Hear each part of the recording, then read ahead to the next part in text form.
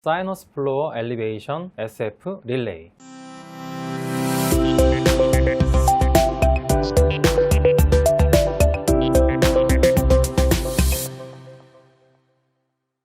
안녕하십니까, 윈치과원의 창동욱입니다. 가이스트리 SF 릴레이 이번에 제 차례인데요. 요즘에 즐거운 일도 없고 그래서 웃고 편안하게 보실 수 있으라고 조금 이제 즐겁게 만들어 봤습니다. 상악동 뮤지션입니다. 유명한 가수죠. 이 여자 가수가 노래를 너무 잘해서 저도 팬인데요. 상악동 하다 보면 가장 고민스러운 부분이 천공에 대한 부분이잖아요. 뚫리면 왜 그랬을까 고민하지만 아직도 많이 천공됩니다. 최근에 한 걸 보니까 제가 한 20케이스 정도에 한 4케이스 정도를 성공한 것 같아요. 천공은 꼭 잘하고 못하고의 문제가 아니라 여러 가지 상황에 따라서 되는 것 같습니다. 팬들한테 항상 부끄럽지만 이게 과거의 제 사진이고요. 현재의 제 모습, 오늘 비춰지는 모습과 좀 비슷할 것 같은데요. 팬들한테 이제 리치 스플리팅을 주로 많이 소개를 하고 있죠. 오늘 상악동하고 연관지어서 했던 케이스를 하나 보여드리려고 합니다. 출전 사진인데요. 보시는 것처럼 24번 부위에 결손이 되어 있죠. 4번과 26번 부위가 결손이 되어 있는데 일단은 24번 먼저 시술을 하기로 계획을 하였고요. 판막을 거상했을 때 어느 정도 예상은 했지만 협축으로 굉장히 수조제가 얇게 흡수가 되어 있는 게 확인이 됐고요. 이 경우에는 상악동도 연관이 되어 있어서 리치 스플리팅을 하는 과정이고요. 오스테오토미를 이용해서 리치 스플리팅을 하고 프레더 치즈를 이용해서 벌리고, 여기 상악동이 있는 부분에다가 윈도우를 아주 굉장히 작게 불판 안에다 형성을 하고 라테랄 어프로치로 해서 본그래프트를 적용을 해주고요. 추가적으로 프레더 이제 키트에 있는 기구들을 이용해서 뼈를 조금씩 벌려가지고 픽처를 약 4.3에 10mm 정도 임플란트 식립하고 그래프트 이식하고 자폐막 적용 후에 봉합을 하였습니다. 잘 치유가 됐고요. 술 후에 상악동 거상도 잘 돼 있고 픽처도 잘 적용이 돼 있죠. 2개월 후에 파노라마 사진상에서도 치유가 정상적으로 이루어져 있고 4.5개월 후에 제가 CT 촬영을 했을 때 보시면 협적으로도 충분하게 볼륨 유지가 되고 있고 크리스탈 쪽으로도 잘 골이 라테랄을 통해서 이식한 골이 잘 유지되는 게 확인이 됐습니다. 5개월 후에 2차 수술을 통해서 잘 형성된 골을 확인하였고요. 임시수복물 장착 후에 최종적으로 보철물을 장착했고요. 보철물 장착 후에 파노라마 사진상에서도 안정적으로 유지가 되고 있었고 마무리를 하였습니다. 실제로 하다 보면 상악의 경우에는 상악동 거상술과 동시에 리치 스플리팅을 하는 경우도 꽤 적지 않은 것 같습니다. 저는 지금도 스플리팅을 참 많이 적용하고 있습니다. 스플리팅은 제가 전도사 아닌 전도사가 돼버렸는데요. 임상적으로 굉장히 유용한 술식이고 한국의 선생님들이 워낙 임상 실력이 뛰어나시기 때문에 한국이니까 가능한 술식이라고 생각을 합니다. 상악동막 천공에 대해서 항상 고민하죠. 두꺼우면 안 찢어지겠죠. 발표됐던 문헌들을 좀 살펴보면은 한 2mm 정도 이상의 두께가 되면 확실히 천공률이 줄어든다라고 얘기를 하고 있습니다.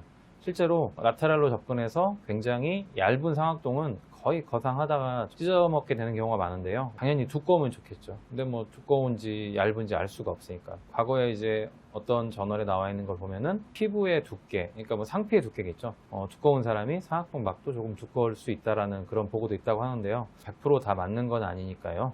조심스럽게 시술하는 방법밖에 없겠죠. 굉장히 집중하고 수술함에도 불구하고 어떤 해부학적 원인이나 아니면 발치와의 치유 상태나 이런 것 때문에 수시로 천공이 된답니다. 이렇게 천공이 되고 크레스탈로 해도 천공이 되고, 그래서 이렇게 많이 천공을 시키다가는 천공의 성 라퓨타, 이렇게 천공을 많이 시키면 이런 데로 가게 되나 이런 생각까지 하면서 제가 우스개로 생각을 했었습니다. 하지만 오늘은 이제 크레스탈 쪽에서 제가 조금 더 생각을 해보려고 합니다. 이렇게 뚫리면 이렇게 슬픈 상황이죠. 일반적으로는 이렇게 천공이 되면 보통 이제 측방 접근을 통해서 천공된 부분을 나머지 부분을 거상하면서 작게 만들어서 그걸 리페어하는 게 일반적인 방법으로 알려져 있죠. 어떤 문화에 나와 있는 내용들보다 제가 이제 여러 가지 그러한 내용들과 제 임상을 하면서 느꼈던 걸 토대로 잠깐 설명을 해드리면, 크레스탈 어프로치를 할 때 우리가 고려해야 될 게 상악동의 형태, 그리고 septum의 존재 유무, 상악동 막의 두께, 상악동 내 어떤 병소의 존재 유무, 상악동 거상할 때 방법, 수압 거상이나 아니면 전형적인 이제 전통적인 오스테오톰 테크닉이나 최근에 나오는 여러 가지 회사들의 툴들이 있죠. 스카키트, 슬라,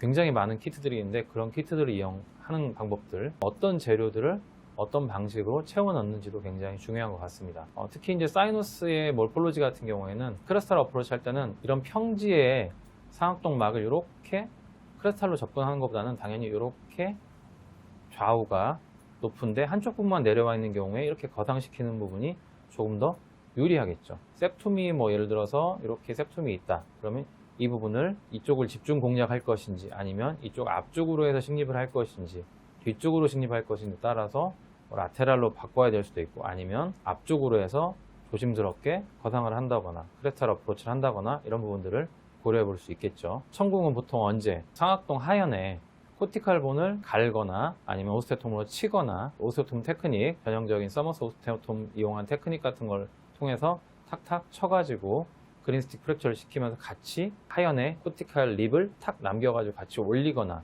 이런 식으로 하죠. 최근에는 또 이런 걸 다 갈아버리는 여러 가지 이제 툴들도 나와 있으니까요. 그런 과정에 찢어 먹는 경우도 있죠. 차라리 찢어 먹으려면 이게 더 나을 수도 있습니다. 좋은 건 아니지만 차라리 시작할 때 찢어버리면 시원하게 라테랄로 전환을 해버리면 되니까 저는 그렇게 생각을 해요. 두 번째는 이제 멤브레인을 어떤 방식으로든 수압을 이용하든 다른 방식을 이용하든 멤브레인을 천천히 거상하게 되는데요. 그때 또 찢어먹게 되겠죠. 마지막에 이제 본그래프트를 뭘 쓰냐에 따라서 또 달라지겠죠. 상식의 선에서도 이러한 얇은 상악동 막에다가 뼈를 집어넣고 압력을 가해서 밀어넣는데 거기다가 날카로운 뼈를 쓰시는 분은 없겠죠. 이런 식으로 전통적인 방식으로 해서 이렇게 립을 남겨가지고 탁탁 쳐가지고 이 립하고 막하고 같이 들어 올리는 이러한 오스테오톰 테크닉을 쓰거나 아니면 이렇게 그라인드 하는 방식으로 해서 하는데, 저 개인적으로는 잔존골이 조금 남았다 하더라도 탕탕 치면은 또 환자분이 불편하시고 BPPV라고 하는 어지럼증 유발되거나 그런 부분들이 있잖아요. 가능하면은 상악동 막 하연을 갈아버리는 쪽으로 선호해 왔었습니다. 또 최근엔 텍탈 센스가 조금 더 좋아지면서 약간 섞어가면서 쓰고 있습니다. 이쪽 방식에 가깝다고 볼 수 있습니다. 자, 그래서 이제 상악동 천궁을 막기 위한 예방을 하는 방법으로 일단은 저는 피에조 디바이스, 수술하는 초음파 수술 팁을 이용해서 상악동 하연의 코티칼 레이어를 갈아버리시거나 아니면 다이아몬드 코티드 바로 이용해서, 그리고 물론 이제 리머 같은 것도 있지만 리머보다는 전 다이아몬드 바를 좀 더 선호를 하는 편이고요. 처음에 상악동 막을 조금 더 유리하게, 거상에 유리한 형태를 만들 때는 조그만한 사이너스 라테랄용이 아닌 크레스탈 어프로치용으로 한 사이너스 큐렛을 씁니다. 이게 사실 저는 굉장히 중요하다고 생각을 하거든요. 돔 쉐입으로 만들기 위해서는 이 사이너스 큐렛을 적당히 잘 쓰는 게 포인트인 것 같습니다. 그리고 그 다음에는 이제 오스테오톰 테크닉이나 수압 거상 이런 것들을 이용하기도 하고요. 아까 말씀드린 이제 본에 대해 본 그래프팅을 할 때도 찢어 먹을 수 있으니까 겔 타입의 본이나 아니면 조금 더 점성이 크고 조금 더 말랑말랑한 뼈를 먼저 넣어주는 게 좋고, 아니면 입자가 좀 더 고운 거를 쓰는 게 좋겠죠. 입자가 스몰 파티클과 라지 파티클이 있다고 하면은 스몰 파티클이 좀 더 작고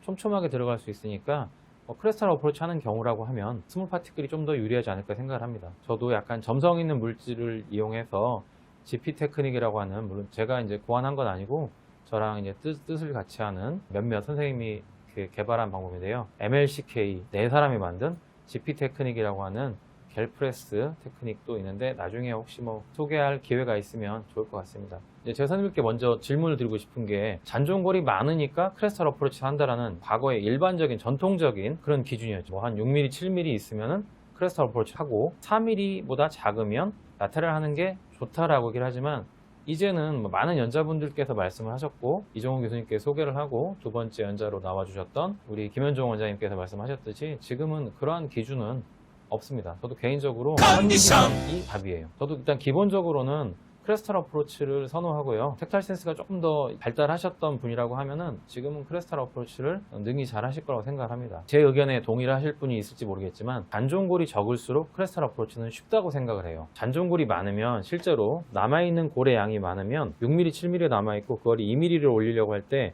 실제로 기구를 적용해서 움직일 수 있는 어떤 룸이 적습니다. 그런데 잔존골이 적으면 기구를 움직여서 제가 움직일 수 있는 가동 범위가 훨씬 넓기 때문에 잔존골이 적을수록 크레스탈 어프로치는 쉬워요. 일단 저는 그렇게 해오고 있습니다. 케이스들 통해서 제 이제 생각을 말씀드리자면 잔존골이 4에서 8mm 정도 3개 임플란트를 식립하는 케이스인데요. 첫 번째에 3개 임플란트 식립하기로 계획을 세웠고 4mm, 이제 5, 6, 7 3개 식립하는데 이쪽은 한 7mm, 8mm 정도 공간에 이제 잔존골이 남아있죠. 상악동 하연에. 제가 이제 중간에 오스테오톰 테크닉을 이용해서 그래프트를 지금 이식한 후의 형태고요. 시술 과정을 보면은 플랩 열고 라테랄을 열지 않았으니까 크레스탈로만 했으니까 이렇게 다 식립을 했고요. 초기고 정도 잔존골의 양이 많아서 충분히 나왔고, 협측에 이제 특별히 노출된 부분은 없고 볼륨만 유지시켜주기 위해서 제가 이제 그래프트를 적용을 했었고요. 되게 이제 재밌는 인식제인데 이거 지금은 단종된데 일명 불사이라고 하는 약간 외눈박이처럼 생긴 이 알갱이들이 박혀있는 합성구였는데 그때는 이것도 사용했었네요. 크리스탈로 이렇게 잘 올라갔죠. 크리스탈 어프로치도 실제로는 뭐 잔존고리 양에 상관없이 다 가능하다라는 건 알 수 있었고요. 이후에 잘 시술해서 마무리를 했었고요. 그럼 반대로 이제 잔존골이 작은 경우를 한번 생각을 해보시죠. 초기 고정이 잘 이루어진다고 하면 그러면 문제가 없겠죠. 선생님들이 생각할 때 이제 초기 고정에 대해서 문제를 제기할 수 있는데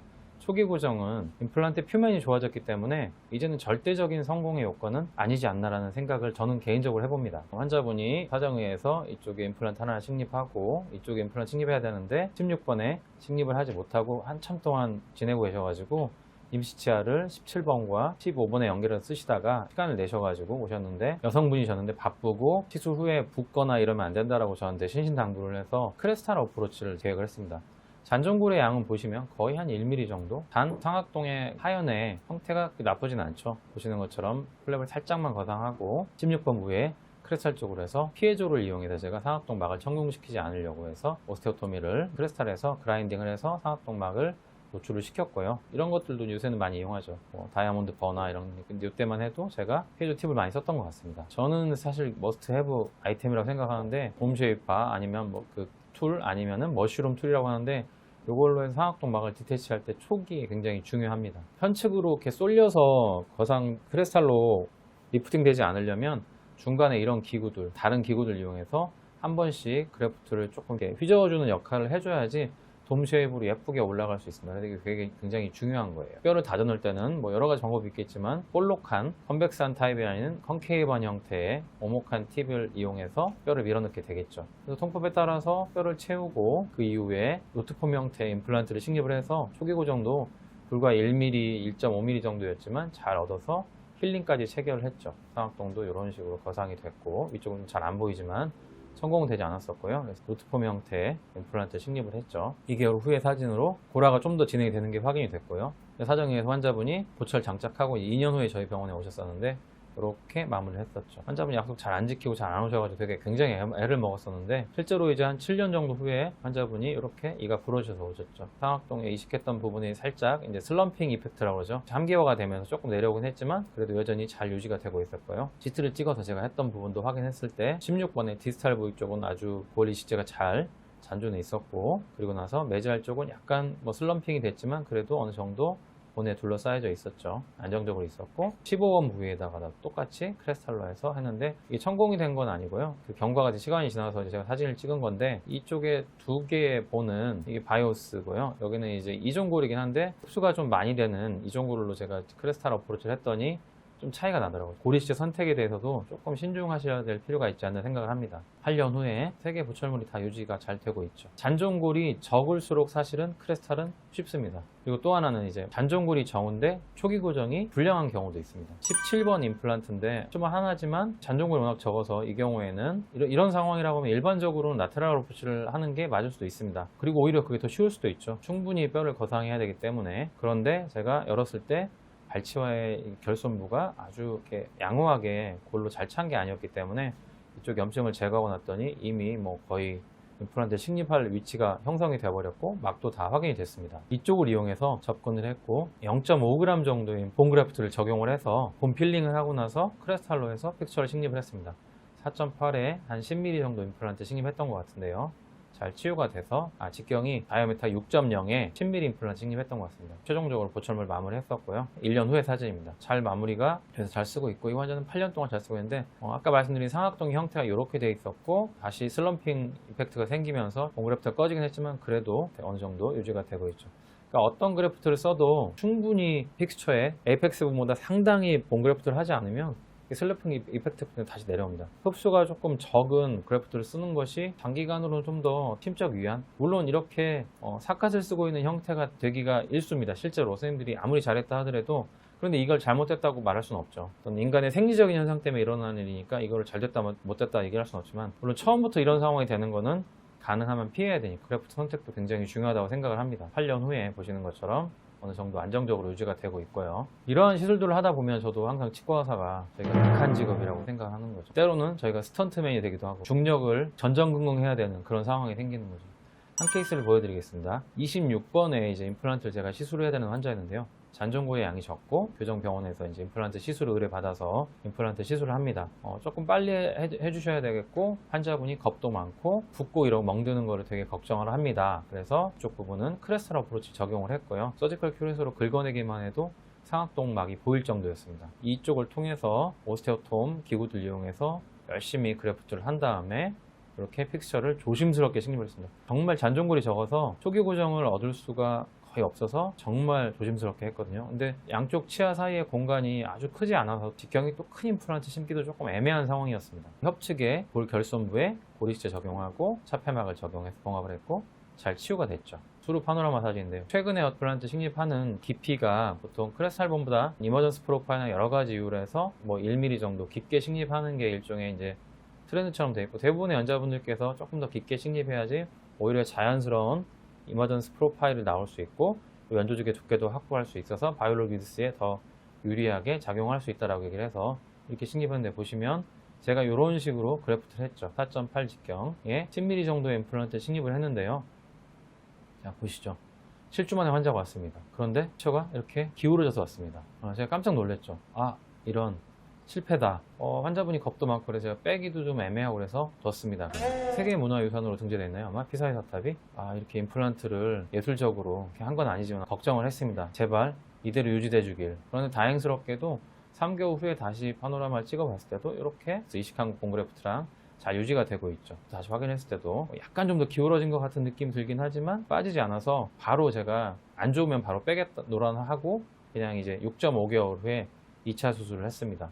잔존골이 거의 뭐 제로였죠. 전부 다 제가 이식한 골로만 이루어진 상태로 해서 세컨 서저리를 해서 힐링을 체결하고요. 여기다 이제 교정 중이기 때문에 임시 수복물을 적용해서 장착을 하고 쓰시다가 이제 제가 지켜봤죠. 거의 8개월, 그리고 한 1년 즈음까지 지켜봤는데, 보시면 CT상에서도 어느 정도 보는 이렇게 차이 있죠. CT상에서도 본이 차이 있습니다. 크레스탈 어프로치도 충분히 고리식을 하고, 초기 고정 때문에 이거는 치유 기간 중에 상악동막이 가만히 있는 조직이 아닙니다. 수술한 이후에 상악동막은 변화가 생겨요. 그게 많게는 한 달, 2달까지도 변화가 생긴다고 제가 들었는데요. 처음 한 달 동안에 변화가 심하니까 상악동막이 움직이면서 그래프트를 밀고 그 영향으로 기울어진 거죠. 단 픽스처가 잘 만들어진 표면의 임플란트라고 하면은 이게 문제없이 잘 유지가 돼서 템포럴 기간 충분히 둔 이후에 보철물로 수복을 했습니다. 어느 정도 골도 잘 경화가 돼 있고요. 잘 쓰고 계십니다. 저희가 할 때 멤버레인이 퍼포레이션 된 경우가 있잖아요. 그러면 어떻게 처치하는지에 대해서 이제 말씀을 드리려고 하는데요. 잔존골이 많다고 하면 퍼포레이션 돼도 그래프트 하지 않고 심는 경우 있죠. 예를 들어서 8mm인데 성공을 했다. 10mm를 심으려고.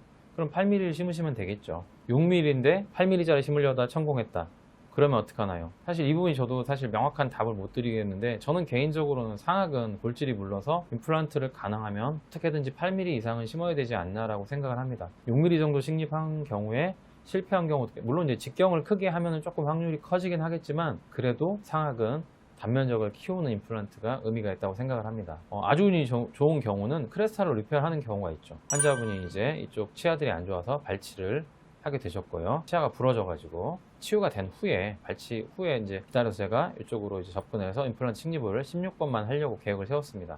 실제로 보면은 이쪽에 이제 염증 조직이 많고 다 긁어냈더니 본이 아니었고, 크레스탈 어프로치 하려고 했는데 한참 하다 보니까 찢어먹은 거죠. 이 경우에는 크레스탈 쪽으로 해서 굉장히 가느다란 사이너스 큐레트를 이용해서 나머지 부분들을 조심스럽게 제가 접근을 해서 디태치를 했습니다. 라테랄로 했을 때 찢어진 것처럼 똑같이 그렇게 기구들을 조심스럽게 접근을 해서 다행히 접근성이 좋았기 때문에요. 그 다음에 이 상악동 안에 리페어링 멤브레인을, 흡성 멤브레인을 이 안쪽으로 이렇게 살짝 집어넣어 가지고 이렇게 위에를 구멍을 이렇게 쑥 넣어 가지고 막는 식으로 해가지고 막은 다음에 본그래프트를 채웠죠. 크레스탈로만 다 해결한 겁니다. 흡성 차폐막 적용하고 그리고 봉합을 했고요.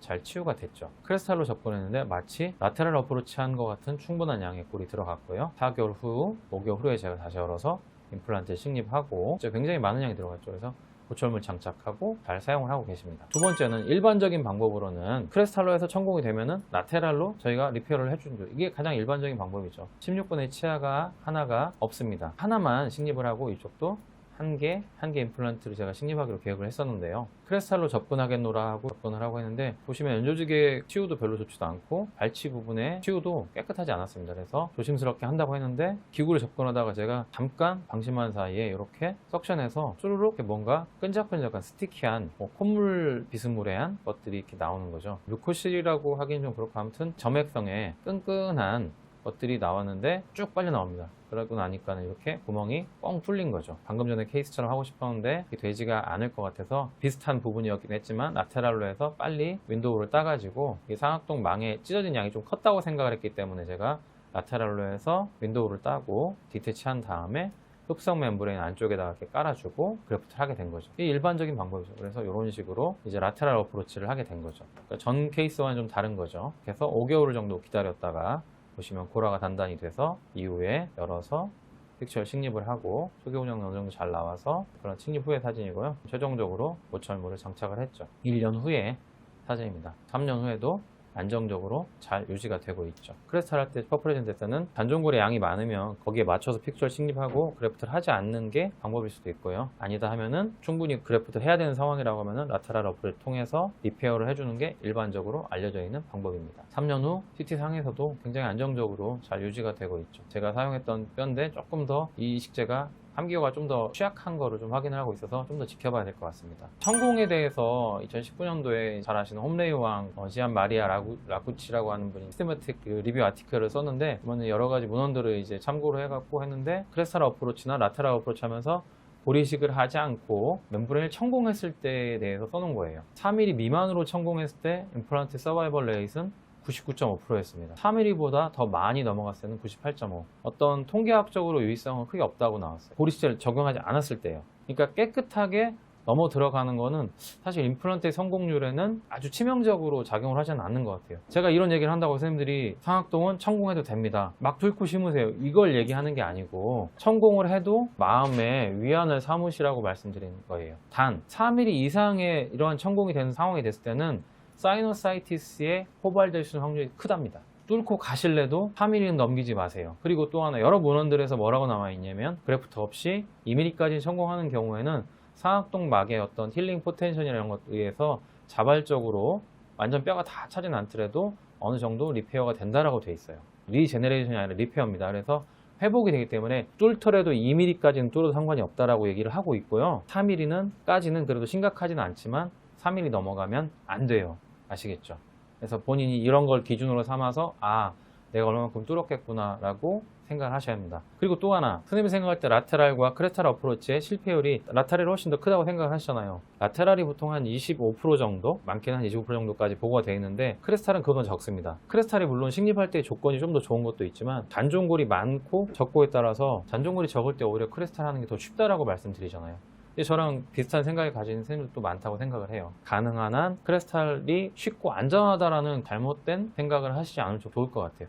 오히려 잘 보이는 라테랄 어프로치가 좀 더 집중하면 더 잘 찢어먹지 않고 안전하고요. 블라인드 테크닉인 크레스탈 어프로치는 되게 어렵기 때문에 더 유의를 하셔야 돼요. 그렇지 않으면은 더 잘 찢어먹고, 더 슬프게도 한국에서 하는 말 중에 그런 거 있죠. 뭔지 찍어봐야 안다라고 그런 얘기들을 하잖아요. 블라인드 테크닉, 이 크레스탈 어프로치는 슬프게도 터진 다음에 그래프트가 들어간 다음에만 안답니다. 가끔 물어보세요. 선생님, 제가 이게 상악동 크레스탈로 했는데 뚫렸는지 안 뚫렸는지 모르겠어요 라고 가끔 물어보실 때가 있는데, 다 아시는데 그냥 안 뚫렸겠지 라는 그 얘기를 제가 해주길 바라시는 것 같은데 뚫렸을 겁니다. 한번 헛손질을 하거나 조금만 압력이 가해져도 뚫리게 돼 있어요. 블라인드 테크닉을 더 어렵게 생각하고, 가능하면 텍타일 센스를 키우려고 하고, 항상 조심스럽게 하고, 피해조나 아니면 라운드바 이런 거 이용해서 하려고 하고 있습니다. 그래서 여러 가지 이제 그런 고민들을 하다가 최근에 만난 기구를 최근에 적용한 케이스를 보여드리면서 제 강의를 마치려고 합니다. 회사 소개는 아니고요. 제품을 홍보해 주는 것도 아닌데, 좀 이게 제가 원래 이런 강의 별로 좋아하지 않는데, 벤샤바라고 해서 닥터 살라 후아이스라고 하는 분이 만들었어요. 실제로는 빛을 발하지 못했습니다. 픽처를 일반적인 우리가 하는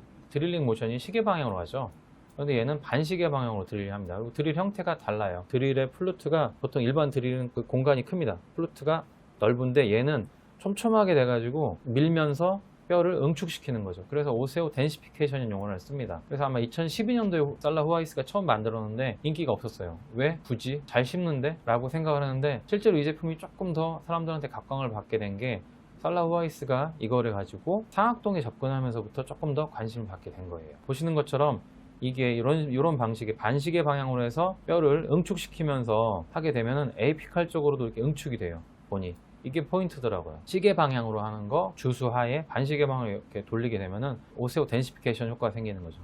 이게 상악에서도 똑같이 작용을 하는 거죠. 천공을 조금 막으면서 크레스탈 어프로치를 쉽게 도와주는 방법으로 나온 거죠. 그래서 후아이스가 18년도에 5년 팔로우업 해갖고 했는데, 실제로 이제 본그래프트를 적용하면서 그래프팅 하면서 했다라고 나왔는데, 요 결과를 보면은 요거는 아마 그래프팅을 하지 않은 걸로 알고 있습니다. 약 3mm 정도까지 이 기구를 이용해서 뼈를 다져가지고 이렇게 돔 쉐입으로 올려가지고, 이거 굉장히 잘 됐죠. 잘 된 거를 좀 보여줄 수도 있겠죠. 개발자니까요. 원래 오스테오톰 테크닉이 처음에 하방에 사이너스 인피리어 보더에 코티칼 립을 남기처럼 톡 쳐가지고 그거를 프랙처 시키면서 같이 막하고 들어 올리는 방식이잖아요. 얘도 그 상악동이 뼈가 무르니까 응축시키면서 컴팩션 시키면서 같이 밀어가지고 들어 올리는 방식으로 하는 거예요. 그래서 나름 의미가 있는 것 같기도 합니다. 회사에서 나오는 드릴을 이용해서 조금씩 응축시키면서 들어 올려가지고 한 3mm까지는 들어 올릴 수 있다라고 이렇게 얘기를 하고 있죠. 3mm까지 얘기를 하지만 저는 한 2mm 정도까지는 이런 식으로 해서 올리고, 뭐 6mm 심을 때 8mm 올려서 8mm 심는다거나 이렇게 하는 거는 의미가 있을 것 같습니다. 실제로 이제 제가 한 케이스를 보여드릴게요. 치주형으로 발치를 하시고 보시면 결순부가 워낙 안 좋죠. 잔존골이 거의 없습니다. 이제 뭐 라테랄 어프로치를 한다거나 그렇게 해야 되겠지만, 전 당연히 이런 경우면 잔존골이 적기 때문에 크리스탈 어프로치가 맞다고 생각을 하는 거죠. 한 2mm, 2.94mm 정도 잔존골이 있는 거죠. 플랩을 열고 디스탈 루트인데요. 지금 여기 약간 각도 때문에 안 보이는데 메이저 보칼 루트 부분이 이미 터져 있죠. 그래서 septum 부분 쪽으로 해가지고 조심스럽게 드릴링 하면서 덴사바를 이용하는 겁니다. 카운터 클락와이즈 반시계 방향으로 해서 돌리면서 septum 부분을 공략해서 드릴링하고 브리치 적용하고, 이제 이 기구를 제가 이제 잘 쓰지 못해가지고 이렇게 오스테오톰을 이용해서 다지고, 사이너스 큐렛 이용하고 충분히 이제 거상을 해서 충분한 양의 고리시제를 넣고 나서 한 번씩 고리시제 잘 섞일 수 있도록 이렇게 휘저어주고요. 이렇게 하면서 하고, 추가적으로 디펙트 부분에다가 고리시 적용하고 패막을 적용했죠. 그리고 봉합을 했습니다. 고리식재가 충분히 들어간 게 확인이 되죠. 그러니까 거의 잔존골이 없고 초기고 정도 아주 사실은 나쁘진 않았지만 그래도 좋은 편은 아니었죠. 힐링 연결할 수 없는 상황이었고요. 한 달 후, 그리고 3.5개월 후 파노라마 사진이 점점 고라가 되고 있고, 이거는 6개월 정도 후에 제가 2차 수술을 해서 최종적으로 부처를 한 사진입니다. 잘 마무리가 됐죠. 크레스탈 어프로치로 해도 이런 잔존골이 적은 경우에 쉽고, 그리고 이런 덴사바를 이용해서 용이하게 했던 것 같습니다. 자, 그러면 이렇게 덴사바를 이용하면 만족스럽게 결과가 되는 건 아니죠. 처음에 쓰면서 시행착오를 겪었는데요. 26번 부위에 임플란트 식립을 할 거였는데요. 잔존골이 8mm 정도로 돼 있었는데 크레스탈 부분에 바로 접한 부분은 이 골질이 좋지 않아서 실제로 한 6mm 정도가 됐던 것 같습니다. 판막을 거상하고 협측과 팔라탈본은 되게 높이가 높았지만 안쪽으로 이렇게 분화구 형식으로 꺼지는 형태였기 때문에 septum 부분에다 제가 드릴링을 하고 덴사바를 이용해서 단계적으로 드릴링하고, 덴사바를 쓰면 이렇게 골이 응축이 되기 때문에 초기 고정은 뭐 걱정하실 필요가 없이 너무 잘 나오는 것 같습니다. 치밀해진 안쪽에 이제 골과 그리고 상악동에 거상이 잘 된 게 확인이 되는데, 문제는 이 다음에 제가 그래프트를 집어넣고 하는 과정 중에 힘을 많이 가해서 약간은 퍼포레이션이 된 것 같기도 하고요. 하방에 보니까 약간은 이미 노출이 좀 돼 있어서 에피칼이 천공이 돼 있는 상태라서 조금 찝찝해가지고 제가 판막을 열어서 윈도우를, 거상을 라테랄 쪽으로 윈도우를 만들어 줘가지고 이제 멤브레인 다 거상을 디태치를 한 다음에 그 안에다가 흡성 차폐막 하나 더 안전하게 깔아주고 고리식을 한 거죠. 그러고 나서 흡성 차폐막 윈도우 상방으로 커버해주고, 그리고 고리식재 갭에다가 채워주고 차폐막 적용했습니다. 통법에 따라서 이제 감장절개하고 봉합했는데 보시면 치유가 안 좋죠. 이건 예상하지 못했는데 아무튼 이쪽이 워낙 연조직이 상태가 안 좋아서 그랬던 것 같습니다. 조금 더 기다렸다 해야 되지 않나 이런 생각도 하긴 하는데, 환자분이 또 되게 빨리빨리 해달라고 그러시잖아요. 초기 고정이 좋아서 이건 연조직이 아물어서 제가 한 6주 정도 있다가 바로 이제 그냥 힐링으로 교체를 해버렸습니다. 초기 고정 좋은 상태였기 때문에 문제가 없었고 잘 치유돼서 4개월, 4.5개월 정도 지나서 2개월 후에 파노라마 상에서도 안정적으로 유지가 됐고요. 기다리는 동안에 이쪽에 각화치근이 없어서 프리징 지발 그래프트 하고요. 유통기한이 한 일주일 정도가 지나간 흡성 차폐막이 있었습니다. 버리긴 아까워서 여기에 상피를 떼는 부위가 조금 아프실 것 같아서 여기 덧대드렸거든요. 콜라겐 차폐막들이 그런 역할을 할 수 있으니까 했더니 부지지도 잘 됐고 치유한 부분도 훨씬 덜 아프셨다고 합니다. 유통기한이 갓 지난 제품을 이렇게 쓰는 것도 권해드립니다. 잘 치유가 돼서 보철로 마무리를 할 수 있었죠. 수루에 보철물 장착 후에 찍은다는 사진이고요. 6개월 후에도 안정적으로 잘 유지가 되고 있죠. 최근에 교정 환자인데 이쪽 부분에다가 이제 원래는 27번인데 이제 교정을 했으니까 하나 치아를 뺐기 때문에 27번 보이는데 조금 더 아치가 작아져 가지고 접근성이 좀 좋았습니다. 이 부위에다가 제가 덴사바를 이용해서 식립을 하려고 했었고요. CT상에 찍어봤을 때 잔존골이 많지 않았고요. 한 3mm 정도 됐던 것 같습니다. 덴사바를 이용해서 단계적으로 드릴링을 하고요. 그러니까 이제 동영상을 보시면 시계 방향이 아니라 그 역방향으로 해서 드릴링을 하면서 하는 거고요. 이게 어느 정도 그 상악동 하연의 코티카를 만나면 저항감 있게 느껴집니다. 드릴링 하다가 어느 순간에 응축이 되면서 탁탁탁탁 튀게 되거든요. 그때 약간 힘을 주면서 살짝 밀면 되는데 이거 조금 선생님들한테 말씀드리기는 조금 애매한 것 같습니다. 약간 거상한 후에 제가 확인을 해보고요. 안전하게 거상이 된 거를 확인한 다음에는 보시는 것처럼 그래프트를 이용해서 이제 과거에는 제가 이제 처음에 사용할 때는 그래프트를 이제 오스테오톰을 이용해서 사이너스 큐렉과 이런 거에서 조금씩 집어넣는데 주술을 하지 않고 저 드릴 자체가 뼈를 파고 들어가는 게 아니라 밀고 들어가는 거기 때문에 하방으로 다져도 똑같이 밀면서 응축시키면서 위로 밀기 때문에 저 드릴을 이용해서 한 50rpm 정도로 주수 없이 저렇게 집어넣어 주면은 본 그래프트가 이제 차곡차곡 들어가는 거죠. 옆에서 물론 이제 저거를 본 캐리어 같은 게 담아서 하지 않습니까, 원장님? 그러는데 저는 저희 직원들이 떠주는 게 더 좋습니다. 저는 저희 직원들한테 저렇게 숟가락으로 넣어라 하면 저는 저렇게 드릴 이용해서 뼈를 집어넣는 거죠.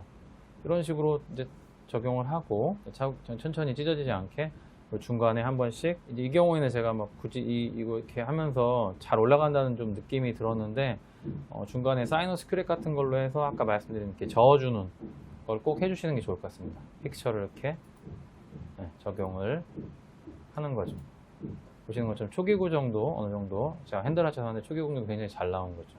27번 자리에 지금 덴사바만 이용해서 거의 다 마무리를 한 거죠. 잔존골이 한 3mm 정도였던 것 같고요. 이렇게 상악동막이 거상이 된 거죠. 요즘에는 이렇게 덴사바를 이용하면서 좀 크레스타를 조금 더 효율적으로 할 수 있다고 생각을 해요. 뭐 제품 소개가 아니라 지금 사실 한국에서도 비슷한 제품들이 자꾸 나오고 있는데 모르겠습니다. 이게 특허랑 어떻게 되는지 모르겠지만 우리 김현종 원장님 개인적으로 제가 좋아하는 형이고 존경하는 임상가인데 수압 거상이 이 물로 하는 거기 때문에 제 텍타일 센스를 느낄 수가 없어서 저는 개인적으로 저는 좀 아쉬워하거든요. 제가 무슨 낚시광은 아닙니다만 손맛을 좋아해서 사실 저는 사이너스 큐렛으로 그냥 매뉴얼로 하는 걸 되게 좋아합니다. 지금도 덴사바는 약간 그러한 손맛을 느낄 수 있다는 차원에서는 조금 더 유리한 것 같습니다. 살라 후아이스가 처음에는 뭐 초기 고정을 잘 잡겠다고 만들어서 판매를 했는데 실제로는 상악동에 이게 효용성이 밝혀지면서 오히려 조금 더 미국에서도 굉장히 인기 있는 아이템이라고 얘기를 하더라고요.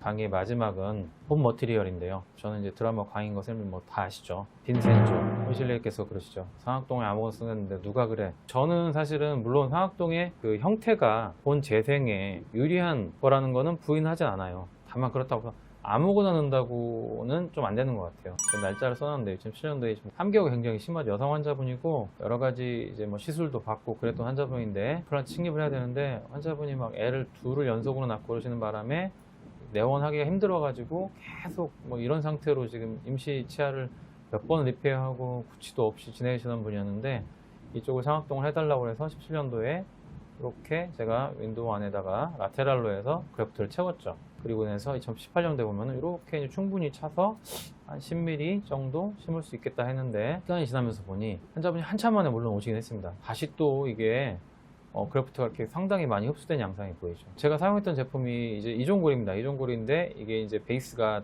조금 다른 종류죠. 일반적으로 우리가 소뼈나 이런 것들을 많이 쓰는데 최근에 이제 돼지뼈도 많이 각광을 받는데 저는 개인적으로는 제가 뭐 어떤 특정 제품을 비하하기 위해서 그러는 게 아니고 소가 가지고 있는 골격 어떤 무기질의 골격이나 돼지가 갖고 있는 무기질의 골격이 조금 다르다고 생각을 합니다. 흡수가 조금 더 잘 되는 것 같긴 해요. 그래서 아니나 다를까 식립 후에 보면은 조금 더 함기화가 많이 되는 것 같은 양상을 보이고 있죠. 물론 이제 기능적으로는 뭐 크게 문제 없고 염증은 없거나 이러긴 하지만 이런 부분은 조금 우려스럽고 그걸 만드는 회사에서도 알고 있을 거고 그리고 이런 부분들을 개선하려고 노력을 하고 있을 거라고 생각을 합니다. 그래서 임상가들이 안전하고 예측성 있는 시술을 하는 게 중요하기 때문에요. 또 한 케이스 보여드리면은 한쪽은 상악동 이렇게 생겼습니다. 이걸 보시는 선생님들께서 저한테 용감하다고 하시는 분도 계실 거고 공격적이야 좀 너무해 라고 얘기할 수도 있는데 환자분을 통해서 얻고자 하는 그리고 다음 환자를 더 잘 보기 위한 저 나름대로 데이터를 쌓는 거라 생각을 하기 때문에 이쪽에 매저알 쪽에다가는 포사인, 돼지 기반의 뼈를 넣었고요. 두 개 임플란트 신경할 때 이쪽 뒤에 27번 임플란트 심부에는 선생님 잘 아는 바이오스를 본그래프트의 비교 대상이죠. 그래서 바이오스를 넣고 임상을 진행을 했는데 보시는 것처럼 조금 더 고라되는 과정도 이쪽이 좀 더 하얗죠. 그리고 이쪽이 좀 더 보면 더 선명하게 더 레디오 오펙한 양상을 보이고 비슷하게 충분히 거상을 하고 했음에도 불구하고 골질이 조금 더 고라되는 양상이 다르고 나중에 봐도 이쪽이 좀 더 잘 유지가 이렇게 되고 있죠. 이쪽은 조금 더 함기화가 좀 더 잘 되는 양상이 보이고 보시면 이렇게 남아 있고 이쪽도 아마 외연은 이렇게 갈 겁니다 아마. 그런데 조금 더 흡수가 많이 되고 레디 오펙한 양상이 물론 이제 블러링이 돼서 약간 그럴 수도 있지만 조금 더 약한 부분이 있어서 돼지냐 소냐 이런 게 중요한 게 아니라 어떤 제조 공정의 문제일 것이고 그리고 무기질을 최대한 유지시켜서 우리가 원하는 볼륨 메인티너스, 최근에 더 각광받는 게 볼륨 메인티너스니까 유럽에서도 그거에 대해서 계속 강조를 하고 있고 볼륨 메인티너스를 잘 해줄 수 있는 그래프트를 우리가 선호하게 되는 거죠. 그래서 그런 부분을 조금 더 여러 회사들이 우리들 임상가들을 위해서 노력을 해주시길 바랍니다. 항상 쓰면서 참 좋은 제품이다라는 생각을 제가 감추질 못하는데요. 제가 표현을 뭐라고 하냐면 얄밉게 잘 만들었어 라고 표현을 해요. 2008년도 제 환자인데 이쪽에 상악동 라테랄 어프로치 했고 이쪽도 라테랄 어프로치 했습니다. 충분히 볼 양을 넣었는데 이게 다 바이오스죠. 선생님들 잘 아시는 2018년도에도 보면은 잘 유지가 되고 있죠. 이쪽도 마찬가지로 잘 유지가 되어 있죠. 어마어마하게 많이 들어갔죠. 제 주변 원장님들이 원장님이 저렇게 뼈를 많이 넣으니까 돈을 못 버는 겁니다 라고 얘기하시는 분도 있습니다. 나중에 CT를 찍어 봐도 CT상에서도 보면은 고라가 잘 된 상태로 볼륨 유지가 잘 유지가 되고 있죠. 어쩜 저희는 볼륨 메인테넌스가 되게 중요한데 그런 면에서 상악동에서도 함기화에도 잘 견디고 잘 버텨준다면 저희는 안정적으로 이렇게 지금 벌써 12년 동안 잘 쓰고 계신데 더 오래 잘 쓰시겠죠. 26번 부위도 이렇게 충분히 고라도 잘 돼 있고 잘 유지가 되고 있습니다. 또 하나 환자도 2006년도에 저 개원한 다음에 이제 저는 이 환자는 상악동을 라테랄로 해가지고 이렇게 임플란트를 2개 심었던 환자인데 거의 15년 동안 보면서 이쪽이 잘 유지가 되고 있죠. 약간 함기화가 됐지만 그래도 어느 정도까지는 상악동에 유지가 되고 있죠. 개인적으로 저는 동종골만 쓰거나 자가골 쓰거나 이런 거는 일부 넣는 건 괜찮지만 단독으로 그걸 쓰는 건 당연히 반대죠. 흡수가 많이 될 거니까요. 이종골은 그래도 흡수가 덜 돼 라고 말씀을 하시지만 이종골도 어떤 채취하는 그 동물의 종에 따라 좀 다를 수도 있고요. 어쩜 말뼈 같은 경우도 한국에서 많이 유통은 되진 않는데 말뼈도 데이터는 나쁘지 않다고 되어 있기 때문에 골격이 큰 애들이 아마 고리시체를 만들 때 조금 더 유리하지 않나 그런 생각을 하긴 합니다. 일단은 그런 거는 제조사에서 많은 연구원들이 더 노력해 줄 거라고 생각하고요. 마지막으로 이게 킹스맨에 나와 있는 되게 재밌게 본 영화인데 콜린 퍼스가 거기서 Manners Make Men이라고 되게 명대사를 남겼는데 바이오스는 돈을 많이 낸다. 벌써 제가 수련 받으면서 써보고 제가 바이오스를 쓰면서 했던 데이터들이 꽤 많죠. 거의 좀 있으면 한 20년 정도 되는데 안정적인 시술과 그리고 어떤 볼륨 메인티넌스의 차원에서는 믿을 수 있는 제품이라고 생각을 해요. 오늘 가이스트리 SF 릴레이 선생님들하고 같이 만나서 임상 같이 공유할 수 있어서 좋았고 얼른 이제 코로나가 끝나서 현장에서 뵙기를 바랍니다. 제가 아무리 노력을 해도 이 모니터 앞에서 혼자 얘기하는 게 선생님들 많이 있으면 제가 농담도 좀 더 쉽게 하고 편하게 할 수 있는데 불편합니다. 지금 빨리 코로나가 끝나기를 기원을 합니다. 자, 경청해 주셔서 감사합니다.